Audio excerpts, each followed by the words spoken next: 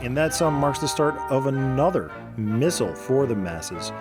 I am your host, Gary, and this is the Chaplain Systems Motorpod, the podcast where I review a vehicle, playset, or even a trailer from the G.I. Joe, A Real American Hero toy line from 1982 to present day. I also take a moment every episode to discuss maybe what's going on in my life of collecting, be that current events, news, or even recent mail calls. And with all of that out of the way, let's begin.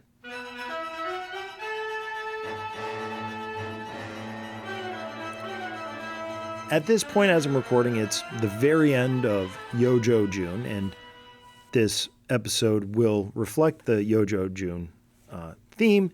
However, I know how my life in collecting and in other areas is going, and I know how I edit. So I know this is probably going to be coming out very early in Cobra Convergence July. And this year is Cobra Convergence 7, and it is my first year as a presenter, and I have something really fun in the wings for that. But I wanted to get this episode out because I wanted to talk about a couple things that have happened at the end of June for Yojo June. The first news item, I would say, is the announcement of the latest Transformers G.I. Joe crossover toy, the Dreadnought Thunder Machine / Soundwave, also coming with Zarana and Zartan. Now, I am really excited for this. I have known about this from a very good source for months, and I'm happy to see it finally coming to fruition. I'm going to be interested to see how Zarana has been remolded, because we all know that Zarana is a ball neck and all the retro O-rings have been swivel necks. Again, that is one of my chief criticisms of the O-ring line. And the other thing that I'm excited for is the fact that maybe with a nice Zartan that I can play with, I don't need to have 3 vintage ones with intact O-rings anymore in my collection. Maybe I can get it down to 2. Now, the news of this crossover toy came on the heels of a Hasbro roundtable discussion where it was basically said that the G.I. Joe team wasn't going to be pursuing any more 3 3/4 O-ring figures. Not saying that the line was dead, but it was on indefinite hiatus. And don't quote me on that. There is an article on His Tank. If you read that, you'll get the proper verbiage. But in essence, what Hasbro is saying is they're really concentrating on the classified toy line because that's where the profit is. One of the things I discovered at Joe Fest with discussing, I want to say Joel from Order of Battle, was that the cost to produce a 3 3/4 or 4-inch figure is mere pennies from a 6-inch figure.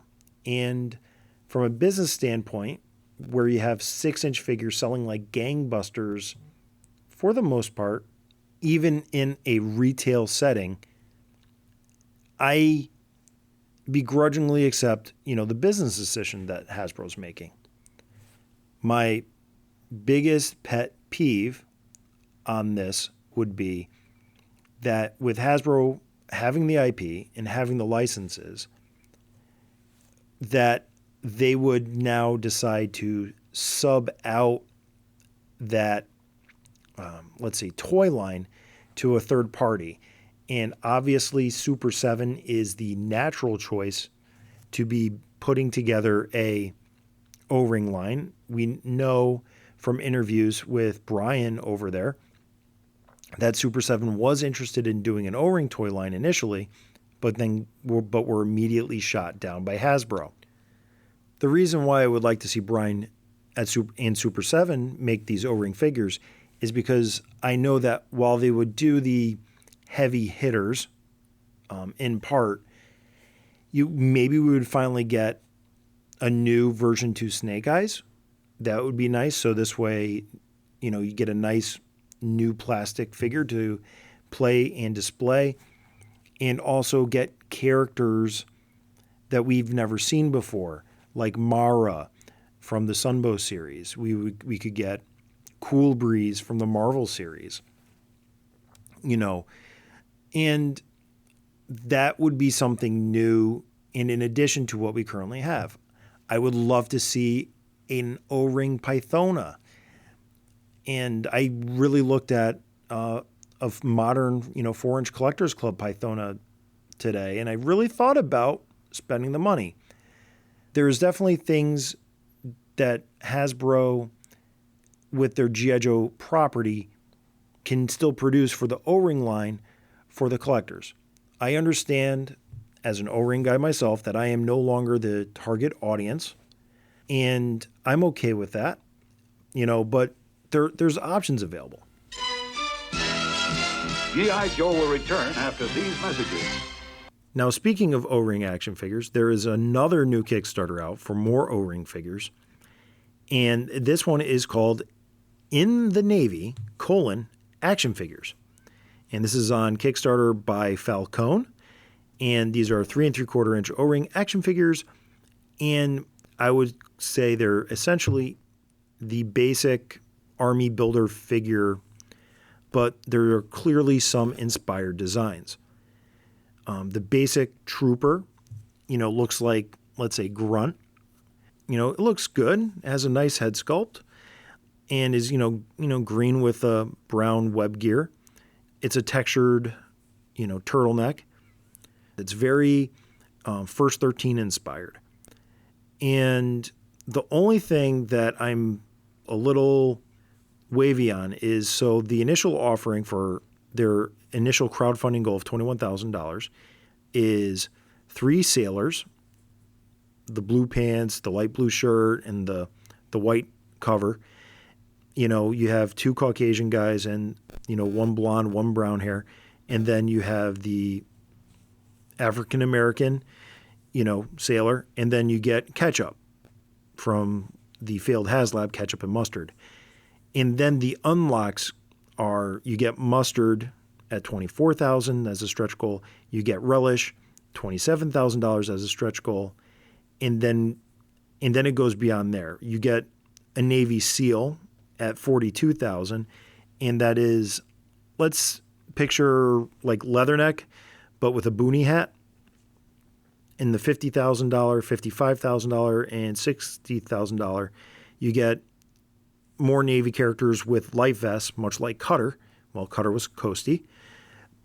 And then after that, you start getting, now we're at $69,500, and you get somebody that looks quite inspired by Deep Six in the cartoon with a gray sweater and a white hat. And then at $79,000, you get somebody that looks a lot like Torpedo in a white t-shirt from the Sunbow cartoon. The big thing is, I really like these figures. I really think it's pretty cool. They're in the same vein as Call Sign Longbow. They have swivel wrists, but they have that classic O-ring architecture and sculpt. It looks cool. I am right now, and this is kind of dangerous. Normally when I do a Kickstarter, I go in as soon as I discover it and I decide I like it, I go in. Because the initial unlocks, I'm not really crazy about. I really want that Torpedo. I really want that Navy SEAL.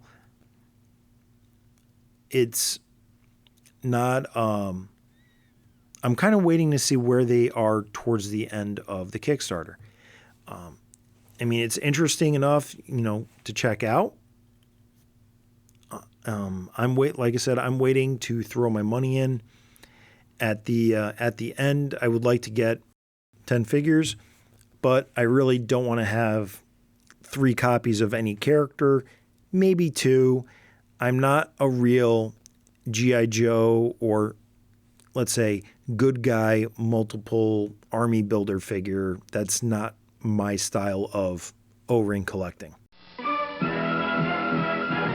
Now back to G.I. Joe. Next up to talk about is the new Hasbro licensed comic book, Void Rivals, by Skybound Entertainment, published by Image Comics, written by Robert Kirkman, and art by Lorenzo De Felici, with Matthias Lopez on colors. Now, normally I like to do full comic reviews and stuff on the podcast. However, this one is part of the new Energon universe. As I said last Missal, I have a lot of faith in Robert Kirkman. He has done some very good parts. And what's going to stop me from doing this is kind of only tangentially related to G.I. Joe. So I'm just going to touch on the big point. It is the launch of a new universe. It is a new continuity. I am keeping an open mind for that. And this Void Rivals with the two characters, so Lila and Derek, they are essentially aliens, from at least from an Earth person's perspective. And, they crash land on a rock. They're mortal enemies from different civilizations. It's very Romeo and Juliet-ish, because, one's a girl, one's a boy. And also it's a little bit like Saga, as mentioned on another podcast, Anything Joe's. So there's some similar thematic elements. It is a first issue, so you're really only getting your feet wet. You're only setting up the world, the universe in this case, as that the characters reside in. And the big reveal at the end, and I'm going to spoil this because it's clearly on the cover of the second printing. That is a parody of a book with Grover on the cover, is they discover jet fire on this remote rock that they're stranded on. So, in other words, it is a decent first issue. The one thing that didn't really get me is there's really not much of a hook for the second issue. There's definitely an open ending that makes you say, oh, well, what's going to happen issue 2? There is a little bit of a story arc in the book. I know Kirkman is a guy who really knows the way to write for a trade. This felt like a good arc.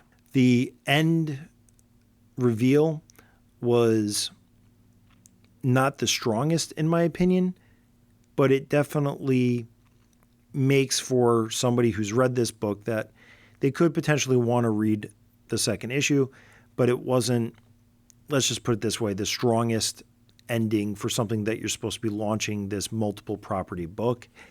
I wish him well. I'm sure it will do well.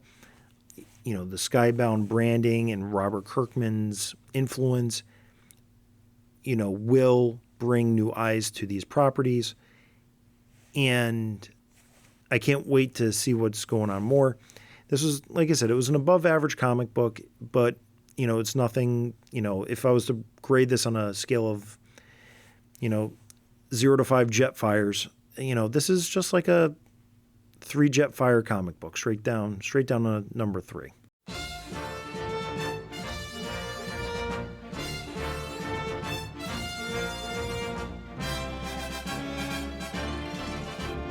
I'm ending Yojo June by taking a look at the Triple T tank. It came out in 1986, driven by the man himself, Sergeant Slaughter.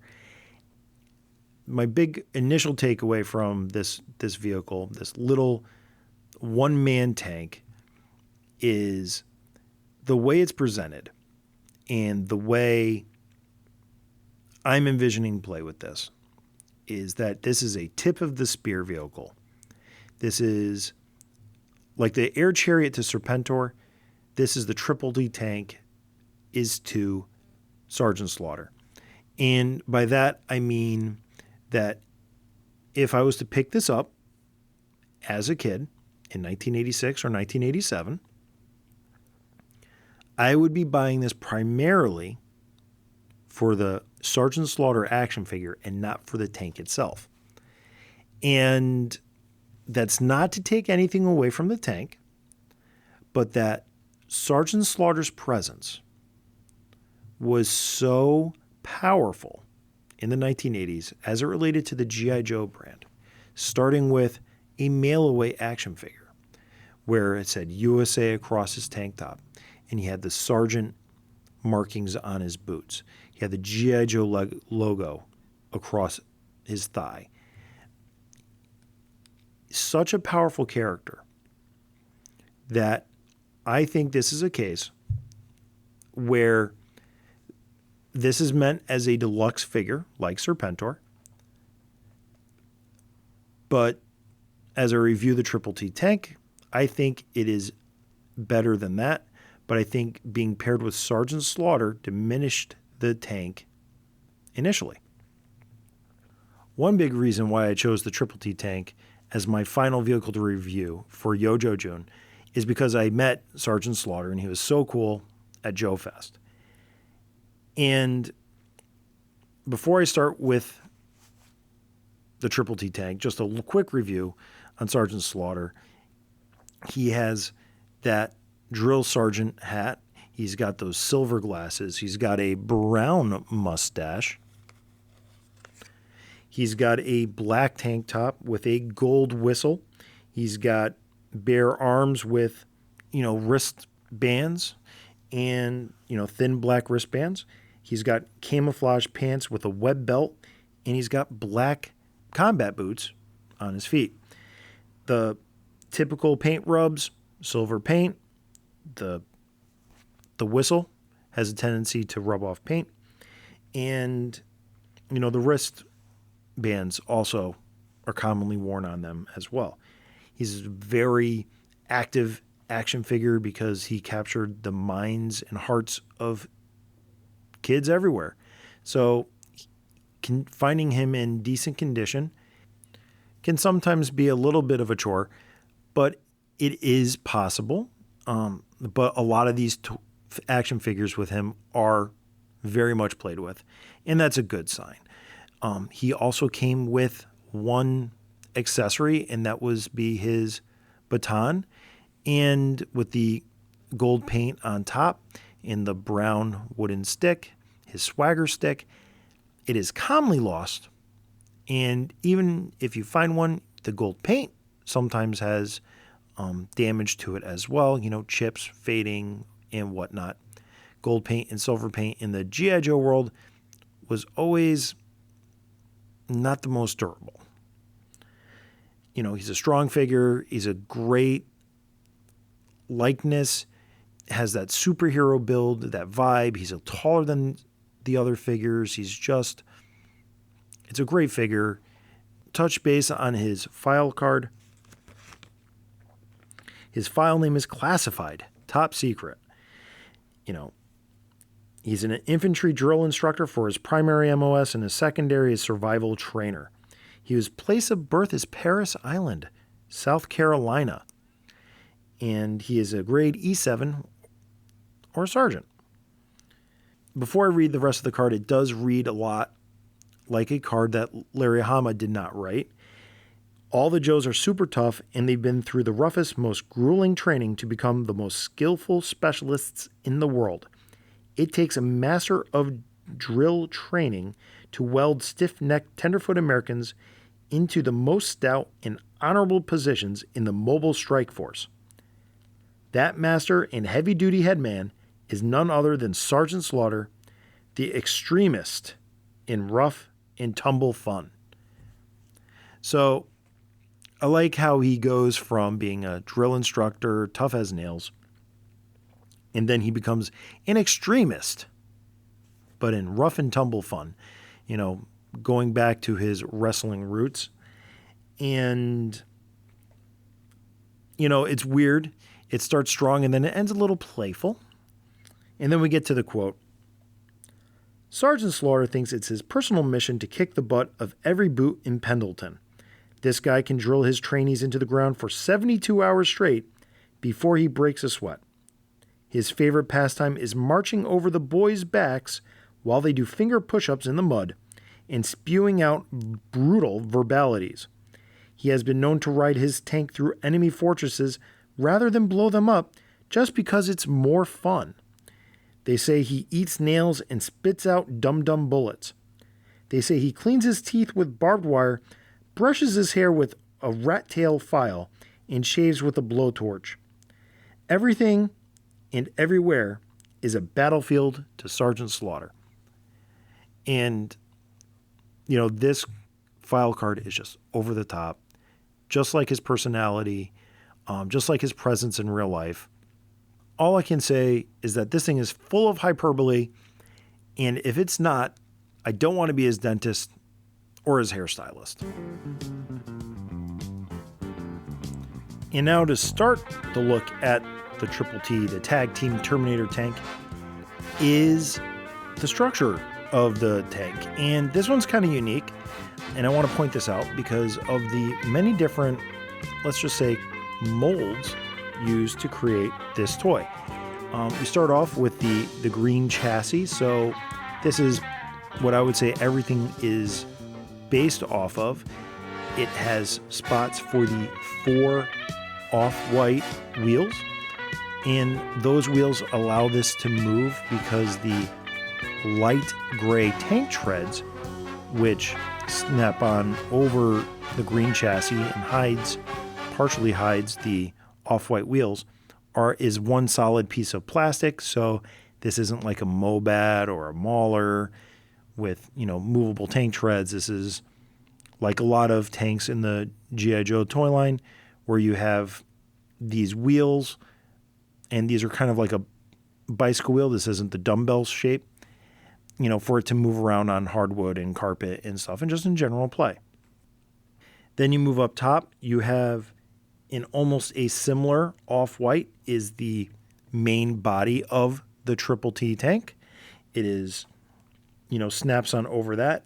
And then to finish the Triple T, we add on some black plastic guns on each side with some black missiles. And then you have a rear exhaust cover and finish it up with an off-white engine cover. So the reason why I bring this up is because I'm seeing 1, 2, 3, 4 types of plastic used in this, essentially what sometimes I would call a value vehicle, because this doesn't have, like some G.I. Joe toys would have, that model aesthetic, like again, Mauler or Mobat, but even the Wolverine or the APC, the Vamp. Well, not so much the Vamp, but, a finished underside with, the top. But that doesn't take away from the vehicle. It just means when it's upside down, it doesn't look finished. But most of the time, you don't really care about that unless you're building diorama. To get into the Tag Team Terminator, now that we've built it up, let's talk about the blueprints. And number 1 on the blueprints is the reinforced intermesh track propulsion system, the tank treads. And then we have number 2, the double bogey track supports, so the bogey wheels. And, these first 2 things is just, you pointed them out. I like the fact that there's a lot of ample ground clearance in between the tank treads. And also there is a massive drive bogey at the rear of the Triple T tank, but it doesn't point those things out. So that's why I point them out. Next, we go to number 3, the forward-facing vertical finned intercooler. And that's essentially the front grate or the grill, like a car. Leads me to believe that I'm going to be discussing a turbo diesel engine in the rear of the Triple T tank. So we go to the raked nylon micro mesh armor, and that's that little front nose. And I would say that even at this point, with some of the other toys I've talked about, maybe carbon fiber would be a better choice than plastic. I know carbon fiber is a kind of plastic, but calling this nylon, that's pretty much what the toy is already. we get to the Super Duty bonded titanium nylon micromesh armor. And that is pointing to the side of the Triple T tank. So this tank so far is a composite of nylon and titanium nylon. So this is more leaning towards that carbon fiber, Kevlar. This is coming across as a little bit bulletproof, but not, let's say, tank proof. And as a small tank, it's a personal delivery system for Sergeant Slaughter. So here I am at number 5, and I'm not really feeling these descriptions on the blueprints. It's not as over the top to me as the character. Again, why I feel that Sergeant Slaughter overshadows this tank. So we get to the Slaughter-sized command seat, the open cockpit. It has minimal detail for webbing on the seat, and in front it has the singular joystick. And to point out, that joystick is commonly broken. I would also like to say, because it's the same green plastic, where the engine tracks snap in, the little square snap, those also tend to split. I've seen on other Tag Team Terminators that I've had in my collection at certain points. The Slaughter-sized command seat is a little oversized, and that fits Sergeant Slaughter, so it also means it'll fit just most any O-ring G.I. Joe action figure. Then we get to the power-operated turret-mounted 30mm cannons. Those are the 2 little black machine guns that sit on either side, just behind the command seat. And what's really great about that is those become adequate targets to take out the firepower capability, and it's right next to the occupant itself. It is a toy. It is just funny because, the command seat is kind of like a target seat because it's not really armored as well. But again, it's, this is a toy. It's fantasy. And I'd like to say that the 30mm cannons is a nice size for what they are. I think it's logical. I think it fits with the Triple T. Looking at it as an adult, I can justify where the ammunition is going or feeding from, where it is stored inside the Triple T tank. So this is a nice little compact unit, has these nice little compact machine guns. To me, these accentuate without overpowering. And I will just say this right now.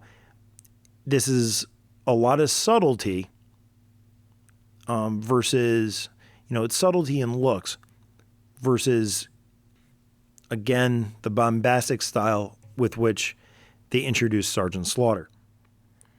We move to the automatic cannon stabilization system, which is essentially the machine gun mounts for the 30mm cannons, which they swivel around, facing forward. It could go down about 20 degrees and then turn all the way around back, go past that mark and then go down another 20, 15 to 20 degrees before you're shooting itself at the Tag Team Terminator.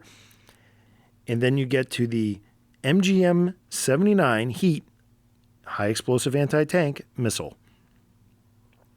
And that's really good. I like the fact that they got the missiles on each side of this tank. It really gives it a little more firepower because I know I love tons of firepower in my little G.I. Joe toys. And then we get to the AGT 950 horsepower turbine engine. And bless Hasbro's souls, they really did. They hyped this up to make it a 950 horsepower turbine engine. Thank you for putting an unrealistic horsepower number inside this little tank. This thing should be doing wheelies everywhere it goes. This thing should be setting land speed records, and finally something on this tank that is just as absolutely ridiculous as Sarge's description himself. Moves me almost to tears. But anyway, this is molded in the same green because it's part of the initial chassis. It doesn't look too much like a turbine engine to me. Inside, it just looks tall and rectangular. It has some nice details for like little bolts and ridges and, like a spark plug or two, but nothing really to completely tell me that, what kind of engine this is. But it's 950 horsepower, so it shouldn't look anything like I would recognize in real life. And the other thing too is, as I'm looking into the engine bay, you see the differential for the tank treads, which is kind of odd because a tank should be run with like a skid steer of this size. Essentially, each tank tread would be individually powered by the power plant via mechanical or hydromechanical activation. They wouldn't be tied to each other in, like you would say, the axle of a pickup truck or a rear-wheel drive car, where it is steered up front. But it is nice detail to have. We get down to number 11, the specially hardened engine cover armor. Good. That's that black piece of plastic at the very back. It has some nice venting, which means you can actually see through the slots that are molded into this cover. It has a nice little cover on the back with simulated bolt holes. Nice ridging all around it. It is a nice touch, gives it almost like that Batman 89 jet at the rear of the Batmobile feel. And also to point out, just below it, there is a nice tow hook underneath for it to tow, say, a HAL or a Road Toad or a Coastal Defender. And then finally, the number 12 is the personnel transportation platform. And that's essentially the peg on each side of the tag team Terminator. So two Joes can ride along with Sarge as he drives through the Cobra base. Maybe not the best place to be, but you can be all you can be in the G.I. Joe Army. And I just want to correct this real quick.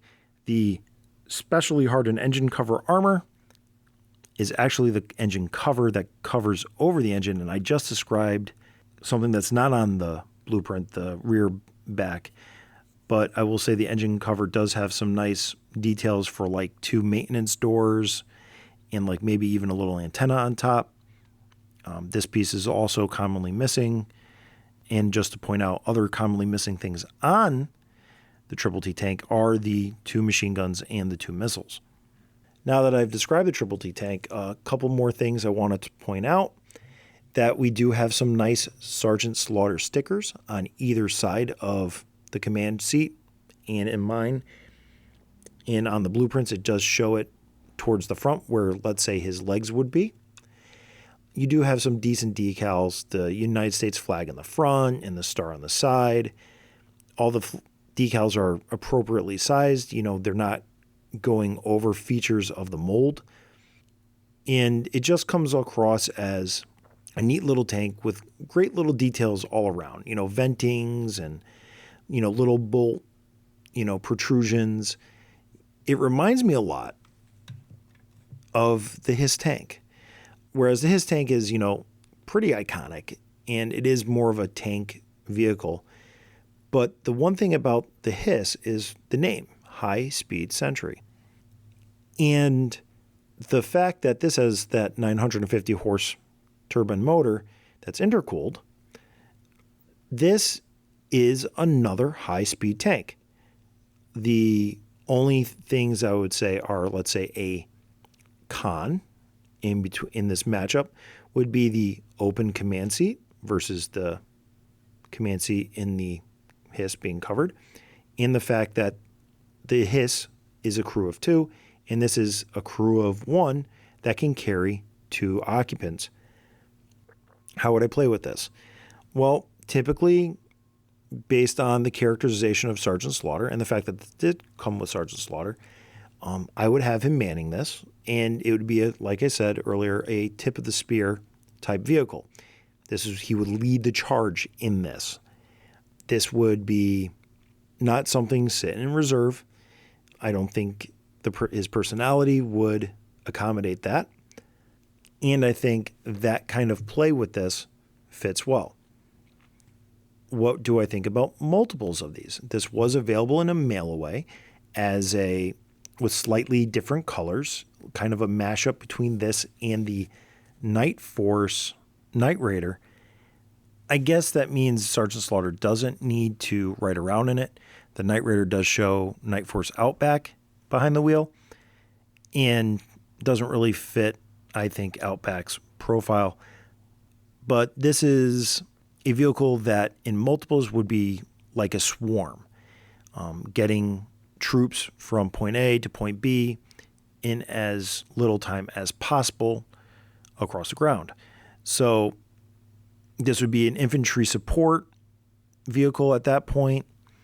It wouldn't be a troop transport, but it's tall. It doesn't come off really as a stealth vehicle or a sneak attack vehicle based on its description. So this wouldn't be something that they would ride into, let's say, an ambush. So it just kind of fits in like a little weird, like use one of these in battle as like a way to get a few people in, like a surgical strike team in the middle of a battle, rather than a behind the enemy lines, sneak attack vehicle. I like it. It's kind of like having a sports car in the G.I. Joe tank arsenal. Now, personally, how many do I own? I own one. I have a Night Raider. I don't have the mail-away Triple T yet, and I'm good with that. I'm not really seeing a lot of use for this other than as the version 2 Sergeant Slaughter delivery vehicle. And I know there's people that play with it otherwise. I know G.I. Joeberg famously has used it as a Renegade's vehicle. One for each Renegade. They each have their own custom stickers. That really was a cool way to use this vehicle. I mean, it fits perfectly in with a mobile command center as well. Now, how am I going to rate this on a scale of 0 to 5 950 horsepower turbine engines?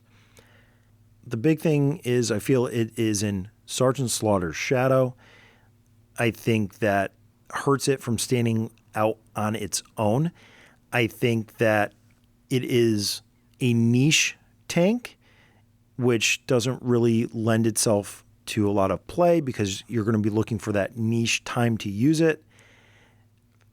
I would say this is, again, for this missile, a 3 out of 5 950 horsepower turbine engines.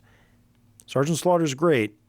In this Triple T tank, though, I just feel it's just missing that extra pop to really make it stand out on its own as a toy. And that concludes this Missile for the Masses. I've been your host, Gary, and this has been the Chaplain's Assistance Motor Pod. If you really liked or didn't like what you just listened to, feel free to rate, review, like, or respond to any questions, like on Spotify, on any of the podcatching platforms that you listen to this on. Doing this helps and improves the podcast and gets it out to new ears. If you want to get more Chaplain's Assistance Motor Pod, you can find me on social media at Chaplain Joe Pod on Twitter, Instagram, Facebook, and even the rare YouTube video. The Chaplain's Assistance Motor Pod is the strange, but not estranged, nerdy little brother of The Pint, a pop culture podcast. And I don't say that because there's a former Cobra agent standing behind my back. And before we sign off, one last missile for everyone.